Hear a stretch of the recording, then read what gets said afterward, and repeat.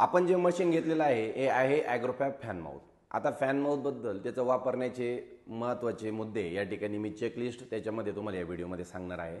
या पद्धतीने जर सगळी गोष्ट जर तुम्ही समर्पक पद्धतीने वापरली तर तुम्हाला मेंटेनन्सला कमीत कमी सामोरं जावं लागेल. ह्या व्हिडिओमध्ये मी सगळे पॉईंट देखील तुम्हाला सांगणार आहे. आता ही जी चेकलिस्ट तुम्हाला दिसते आहे एवढे चेकलिस्टचे सगळे पॉईंट तुम्हाला या ठिकाणी बघायचे. आता याच्यामध्ये पहिला पॉईंट काय आहे, जे जॉईंट ग्रीसिंग. आता जर तुम्ही बघाल का हा जो जॉईंट दिलेला आहे या जॉईंटला हे जे 2 ग्रीस पॉईंट आहे हे तुम्हाला वारंवार त्या ठिकाणी ग्रीसिंग करायचे आहे. आता जनरली शेतकरी काय करतात, जॉईंट खराब होईपर्यंत त्याला ग्रीसिंगच करत नाही, तर त्यामुळे तुमचा जॉईंटचा क्रॉस लवकर मेंटेनन्सला येऊ शकतो.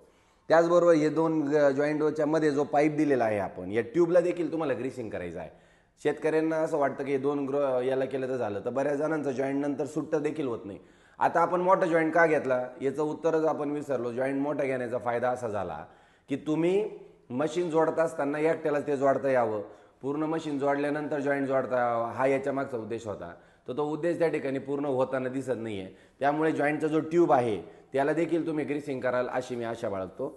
दुसरा महत्त्वाचा पॉईंट आहे पेडेस्टल ग्रीसिंग.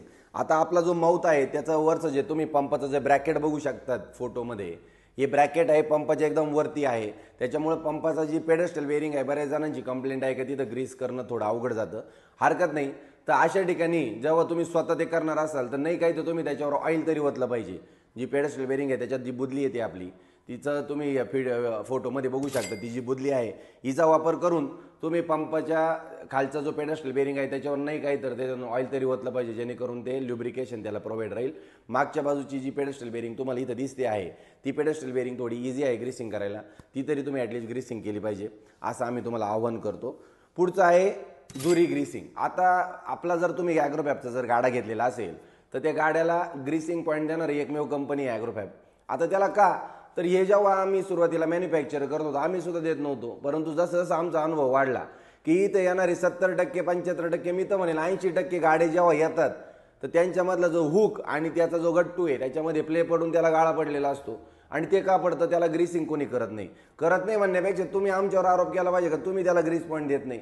तर आपल्या ॲग्रोफॅबमध्ये जर तुम्ही गाड्याला बघितला इथं ग्रीस पॉईंट दिलेला आहे, हा ग्रीस पॉईंट तुम्हाला ग्रीसिंग करणं एकदम महत्त्वाचं आहे. तो जर तुम्ही ग्रीसिंग केला तर त्या हुकला आणि त्याच्या गट्टूला प्रॉपर ग्रीस अवेलेबल असलं तर तिथं फ्रिक्शन कमी होईल, त्याच्यामुळे त्याचं ऑपरेशनसुद्धा चांगलं होईल, त्याच्यातून धडधड आवाज येणार नाही आणि त्याला गाळा पाडणार नाही. त्यामुळे गाड्याच्या हुकला ग्रीस करणं हे महत्त्वाचा मुद्दा या ठिकाणी आपल्याला जाणून घ्यावा लागेल. तिसरा आहे आर्बर ऑइल सील. आता हे जे तुम्ही बघताय वरती आर्बर दिलेला आहे आणि त्या आर्बरला आपली कंपनी ऑइल आर्बर त्या ठिकाणी प्रोव्हाइड केलेलं आहे आणि त्याला पुढच्या बाजूने मागच्या बाजूने 2 ऑइल सील प्रोव्हाइड केलेले आहे.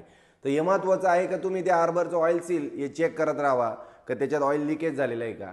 आणि लीक जरी झालं तर कुठलंही टेन्शन घेण्याची गरज नाही आहे.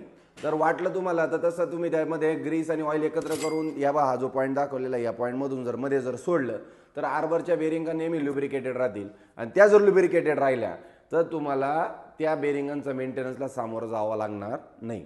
मित्रांनो, हे बारीक बारीक पॉईंट आहे. मशीन घेत असताना आपल्याकडे प्रचंड उत्साह असतो, पण वापरताना काही गोष्टी आपल्याकडनं मिस होऊन जातात. तर या गोष्टीकडे तुम्ही दुर्लक्ष करणार नाही अशी मी आशा बाळगतो. पुढचा पॉईंट आहे बेल्ट टेन्शन आणि पुली अलाइनमेंट. आता हे जर तुम्ही बघताय, आता हे पंपाचं जे माउंटिंग ब्रॅकेट आहे याच्यामध्ये पुढे 2 बेल्ट दिलेले आहे आणि फॅनचे 2 मागचे बेल्ट दिलेले आहे. आता हे जे पुढचे बेल्ट दिलेले आहे पहिल्यांदा त्याचं अलाइनमेंट नेहमी अलाइनमेंट असलं पाहिजे. अलाइनमेंट करत असताना हे पंपाच्या ब्रॅकेटला 4 बोल्ट दिलेले आहे. या 4 बोल्टच्या माध्यमातून तुम्हाला त्याला प्रॉपर अलाइनमेंट करायची आहे आणि अलाइनमेंट केल्यानंतर टाईटनेस जर करायचं असेल तर 4ही बोल्टला डिस्टर्ब न करता हे एका बाजूचे जे 2 बोल्ट दिसतात हेच डिले करा आणि खालचे बोल्ट टाईट करा, पंप वरती जाईल आणि पुढचे 2 बेल्ट टाईट होतील. त्याच पद्धतीने फॅनचे मागचे जर बेल्ट टाईट करायचे असतील तर हे जे तुम्हाला 4 बोल्ट दिसत आहे हे 4 बोल्ट वरचे 2 आणि खालचे 2 बोल्ट डिले करा आणि हा वरती जो पानाने जर टाईट केलं तर तुमचं ब्रॅकेट वरती जाणार आणि पंपाचे बेल्ट फॅनचे बेल्ट त्या ठिकाणी टाईट होणार. आता मित्रांनो, आम्ही असा अनुभव घेतलेला आहे की शेतकरी मशीन घेतल्यानंतर बेल्ट डायरेक्ट बदलतो, तो बेल्ट टाईट कधीच करत नाही. तर तुम्ही बेल्ट हे टाईट करत चला. टाईट केल्यामुळे बेल्टची लाईफ वाढते. ती कशी, तर फ्रिक्शन कमी होतं. फ्रिक्शन कमी झाल्यामुळं बेल्ट कमी तापतात. बेल्ट कमी तापले की त्याची लाईफ त्या ठिकाणी वाढते. त्यामुळे पंपाचे बेल्ट अलाइनमेंट असले पाहिजे, फॅनचे बेल्ट अलाइनमेंट असले पाहिजे आणि टाईट पण असले पाहिजे आणि ते अति टाईट पण नसावे. आता या व्हिडिओमध्ये तुम्हाला दाखवतोय का बेल्ट टाईटने चेक कसा करायचा, तर अशा पद्धतीने दाबून तुम्ही चेक करू शकतात. तर त्याच्यापेक्षा जास्त टाईट पण होता कामा नये आणि कमी राहिला तर तुम्हाला हवा कमी होऊ शकते किंवा पंपाचा प्रेशर त्या ठिकाणी तुम्हाला मिळणार नाही. आता पंप ऑइल लेवल, आता याच्यामध्ये तुम्ही बघू शकतात की आज तुम्ही पंप जो कुठल्या कंपनीचा घेतलेला आहे त्या पंपाला इथं ऑइल लेवल इंडिकेटर असतं. त्या ऑइल लेवल इंडिकेटरच्या सेंटरपर्यंत नेहमी तुमच्याकडे ऑइल असणं गरजेचं आहे. ऑइल जर तिथपर्यंत जर राहिलं तर प्रॉपर तुमच्याकडे अलाइनमेंट, ऑइल जर तिथं राहिलं तर ॲटोमॅटिकली तुम्हाला पंपाला मेंटेनन्सला कमीत कमी सामोरं जावं लागतं. बऱ्याच जणांचे नंतर पंपाचे ऑइलचे पुढचे जे खराब होतात आणि तिथून पाणी पंपाच्या बॉडीमध्ये येतं, त्यावेळेस तुम्हाला ऑइल वाढलेलं दिसलं पाहिजे. त्याच्यासाठी ऑइल लेवल चेक करणं गरजेचं आहे. तसं जर काही झालं तर आतले पिस्टन कनेक्टिंग हे पाण्यामध्ये जर फिरले तर ते तिथं घर्षण होऊन ते लवकर खराब होऊ शकतात आणि मेंटेनन्सला तुम्हाला सावा लावू शकतं आणि कमी रुपयाचा मेंटेनन्स नंतर तुमचा जास्त रुपयामध्ये कन्वर्ट होऊ शकतो. त्यामुळे पंपाचे ऑइल लेवल चेक करणं या ठिकाणी खूप गरजेचं आहे. त्याच्यानंतर लिकेज अँड व्हायब्रेशन. आता मशीन तुम्हाला चालू केलेलं आहे, याच्यामध्ये वेगवेगळ्या ठिकाणी लिकेज असू शकतं. जसं काही 3 वे असेल, 5 वे असेल, त्याच्यानंतर खालचे जे पंपाला बूम पाईपला लावलेले तिथं असेल किंवा बूम पाईप असेल, इथं कुठं लीक असेल तर ते आपण चेक केलं पाहिजे. आज आमच्याकडून देत असताना पूर्ण खबरदारी तर घेतलेली आहे, परंतु तुम्ही वापरताना देखील जर तिथून लिकेज जर झालं तर तिथं आपलं केमिकल वाया जाऊ शकतं. तर ते वाया जाऊ नये यासाठी लिकेजवर त्या ठिकाणी तुम्ही महत्त्वाचं लक्ष दिलं पाहिजे. आता प्रेशर मीटर रिडिंग. आता बऱ्याच शेतकऱ्यांच्या डोक्यात भावना असते की प्रेशर हा 25 बार असावा का 30 बार असावा, काही काहींचं तर 40 बार, काही काहींनी तर पंपाचं पाणी जे रिटर्न चाललेलं आहे त्यालाच कॉक लावून दिलेलं आहे. तर आता आम्ही एवढी छान सिस्टीम तुम्हाला दिलेली आहे, ट्रॅक्टरच्या मागे बसूनच तुम्ही प्रेशर सेट करू शकतात. तर हे सेट करत असताना पंपाचा प्रेशर हा 20 बारच्या पुढे जाता कामा नये. आता हे का, तर आता तुम्ही जे नोझल घेतलेले आहे त्याचा मी चार्ट या ठिकाणी दाखवतोय. या चार्टमध्ये जर बघितलं 0.7 बारपासून तर 20 बार प्रेशरपर्यंत तुम्हाला प्रेशर देण्याची त्या ठिकाणी मुभा दिलेली आहे. 20 बारच्या पुढे प्रेशर दिलं, पाणी किती वाढली आहे नोझल कंपनीला देखील माहिती नाही आहे. मग आपण का त्याच्यात वाढवायचं? तर काही शेतकऱ्यांची इच्छा असू शकते की प्रवीण भाऊ माझं पाणी वाढवायचं असेल तर मी काय केलं पाहिजे. तर तुम्ही किती पाणी उडवायचं आम्हाला सांगा, त्या पद्धतीने आपण डिक्स आणि कोरची ॲडजस्टमेंट बदलू शकतो. इटालियन नोझल जर तुम्ही घेतले असतील तर त्याच्या 0.8 ने 1.0, 1.0 ने 1.2 ची डिक्स टाकू शकतो. पाणी वाढवायला आपल्याकडे वेगवेगळे मुद्दे या ठिकाणी आहे, परंतु तुम्ही त्याच्यावर प्रेशर वाढवून जर पाणी वाढवत असाल तर या ठिकाणी पंपाचे बेल्ट, नोझलच्या डिस्क आणि पंप स्वतः या 3 गोष्टी तुम्ही धोक्यात त्या ठिकाणी टाकतायत आणि त्याची लाईफ त्या ठिकाणी तुम्ही हाताने कमी करून घेताय. त्यामुळे 20 बार प्रेशरच्या पुढे प्रेशर देणं नाही आणि प्रेशर 20 बार कळायला पण पाहिजे. यासाठी हा प्रेशर मीटर मी तुम्हाला दाखवलेला आहे. हा इथं 20 बार दिसतोय, याच्यावर प्रेशर तुमचा गेला नाही पाहिजे.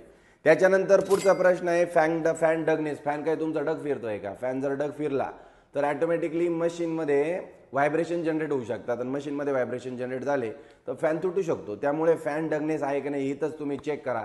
आणि हे जे फॅन आहे हे प्लास्टिकपासून बनलेले आहेत, त्याच्यामध्ये कधी कधी क्रॅक जनरेट होतात. क्रॅक जनरेट झाल्यानंतर फॅन देखील डग फिरू शकतो. तर अशा कंडिशनला तो फॅन बदलणं आपलं काम राहणार आहे. मेन म्हणजे फॅन गंजू नये यासाठी पावडर मारून झाल्यानंतर जर तुम्ही पाण्याने मागे जर क्लीन केलं, तिथं जर माती साचू दिली नाही तर फॅनची लाईफ वाढायला त्या ठिकाणी मदत होते. पुढचा पॉईंट आहे तो म्हणजे फिल्टर क्लिनिंग. आता पंपाला जे पाणी मिळतं हे फिल्टरमधून मिळतं.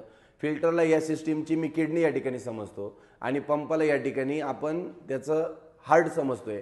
तर जर किडनीकडनं जर हार्टला जर रक्तप्रवाह म्हणजे केमिकलच जर भेटलं नाही तर पंप किंवा हार्ट तुमचं काम करणार नाही किंवा कामाची त्याचा प्रेशर कमी होऊन जाईल. त्यामुळे फिल्टर क्लीन असणं गरजेचं आहे. आता या ठिकाणी तुम्ही बघू शकतात व्हिडिओमध्ये आपण हा फिल्टर अशा पद्धतीने उघडला पाहिजे, त्याची जाळी बाहेर काढली पाहिजे. जर जाळी चोक असेल तर ती व्यवस्थित क्लीन करून परत फिल्टर असेंब्ली केला पाहिजे. आता फिल्टर असेंब्ली केला म्हणजे झालं असं नाही तर फिल्टर लीक राहता कामा